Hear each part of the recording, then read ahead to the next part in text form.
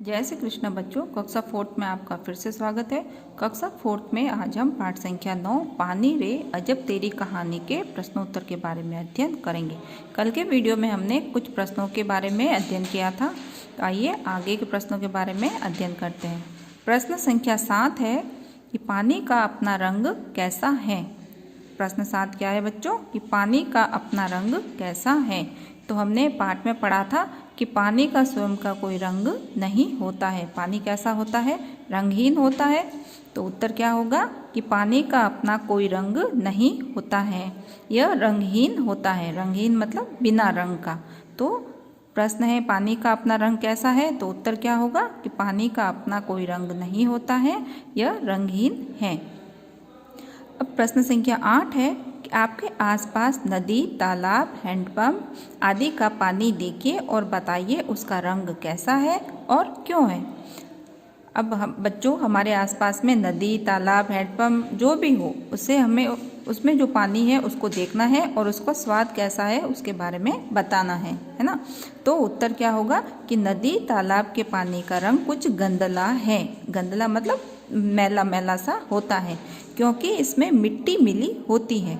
हमारे जो घरों में नलों से पानी आता है वो फिल्टर होके साफ पानी आता है, मगर जो नदी में, तालाब में जो पानी होता है वो कुछ मैला मैला सा दिखाई देता है। मैला क्यों दिखाई देता है? क्योंकि उसमें मिट्टी मिली हुई होती है। हैंडपंप का पानी रंगहीन है। हैंडपंप का पानी साफ होके आता है तो वो कैसा होता है? रंगहीन होता है, बिना रंग का। अब प्रश्न संख्या 9 है, क्या दिन और रात में भी इस रंग में कोई अंतर दिखता है?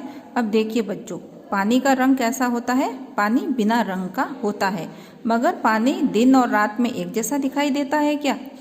तो उत्तर होगा कि दिन में इसका रंग उजला दिखता है। दिन में पानी का रंग कैसा दिखाई देता है? उजला, एकदम साफ दिखाई देता है। और रात में काला दिखाई देता है ना।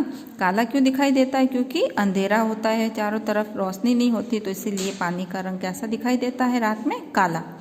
तो प्रश्न 9 है कि क्या दिन और रात में भी इस रंग में कोई अंतर दिखता है? तो उत्तर होगा कि दिन में इसका रंग उजला, उजला मतलब एकदम साफ दिखता है, और रात में काला। प्रश्न संख्या 10 है कि 2 ग्लास लीजिए। क्या करना है बच्चों? हमें 2 ग्लास लेनी है, ठीक है। ये प्रयोग आप घर पे भी कर सकते हैं। 2 ग्लास लीजिए, इनमें समान ऊंचाई तक पानी भरिए। समान ऊंचाई तक मतलब ग्लास में, दोनों ग्लासों में बराबर पानी भरना है। एक ग्लास को धूप में और दूसरे को छाया में रखिए। अब एक ग्लास को कहाँ रखना है? धूप में रखना है, और दूसरे ग्लास को कहाँ रखना है? हमें छाया में, जहाँ धूप ना लगे।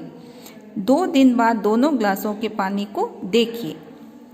अब 2 दिन उसको, एक ग्लास को धूप में रखना है और एक ग्लास को छाया में ही रखे रहना है 2 दिनों तक, और उसके बाद में उन दोनों ग्लासों को हमें देखना है। तो क्या अंतर दिखाई देता है? तो प्रश्न है पहला कि दोनों ग्लासों के पानी में क्या अंतर आया। अब 2 दिन के बाद में हमें देखना है कि दोनों ग्लासों के पानी में क्या अंतर आया। जो धूप में रखी हुई थी और जो छाया में रखी हुई थी, उन दोनों ग्लासों में क्या अंतर आया। तो उत्तर होगा कि धूप में रखे ग्लास का पानी छाया में रखे ग्लास के पानी से कम हो गया। क्या हुआ? धूप में रखी हुई जो ग्लास थी उसका पानी किससे कम हो गया? छाया में जो रखी हुई थी ग्लास उससे कम हो गया। क्यों कम हो गया? क्योंकि धूप में जो रखी हुई ग्लास थी उसमें पानी, सूरज की किरणें आई और सूरज की किरणों से पानी वाष्प बना, और वाष्प बन के धीरे धीरे उड़ता गया। और जो छाया में रखी हुई ग्लास थी तो उसका पानी है जैसे कि जैसे ही था, बिल्कुल वाष्प बन के नहीं उड़ा, है ना। तो इससे हमें क्या पता चलता है कि पानी वाष्प बन के अपने आप उड़ता है गर्मी से।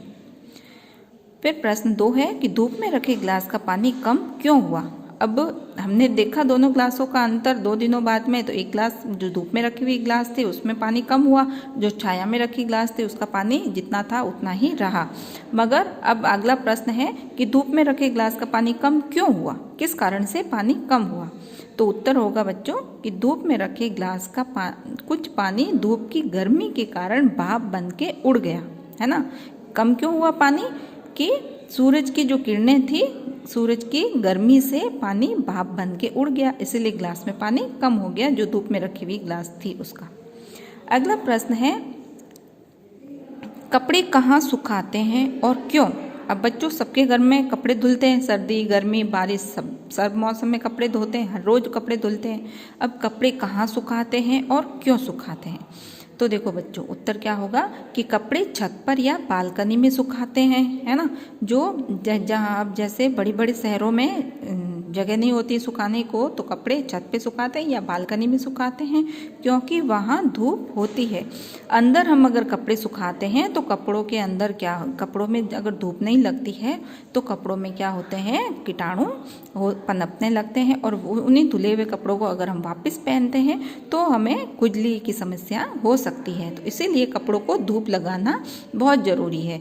गर्मी में ज़्यादा देर तक कपड़े जैसे ही सूख जाए तो कपड़ों को अंदर ले लेना चाहिए, क्योंकि गर्मी के अंदर बहुत तेज़ सूरज की किरणें होती हैं, उससे कपड़ों का रंग उड़ सकता है और कपड़ों को नुकसान पहुंचता है। तो कपड़ों को धूप लगाना, बारिश के समय में तो और ज़्यादा नमी रहती है, तो नमी के कारण, और सर्दी में भी नमी रहती है, तो अच्छी सी धूप लगना बहुत ज़रूरी है, नहीं तो हमें खुजली की, रेसेस की, लाल लाल दानों की समस्या हो सकती है बिना धूप लगे अगर हम कपड़े पहनेंगे तो कपड़े कहाँ सुखाते हैं? कपड़े छत पर या बालकनी में सुखाते हैं, ताकि वहाँ पे धूप होती है इसलिए। अब प्रश्न संख्या 12 है कि कपड़े पूरे फैलाकर सुखाने पर वे जल्दी क्यों सूखते हैं? प्रश्न 12 क्या है बच्चों कि कपड़े पूरे फैलाकर सुखाने पर वे जल्दी क्यों सूखते हैं? अब देखो बच्चों, कपड़े पूरे फैलाकर सुखाओगे और चार सतह करके सुखाते हो तो जल्दी कौन सा कपड़ा सूखेगा?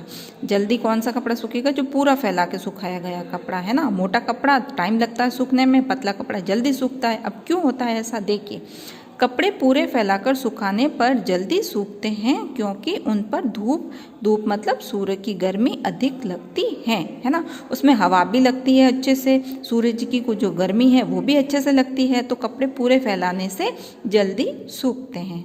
ठीक है बच्चों, आगे के प्रश्नों के बारे में हम अगले वीडियो में अध्ययन करेंगे।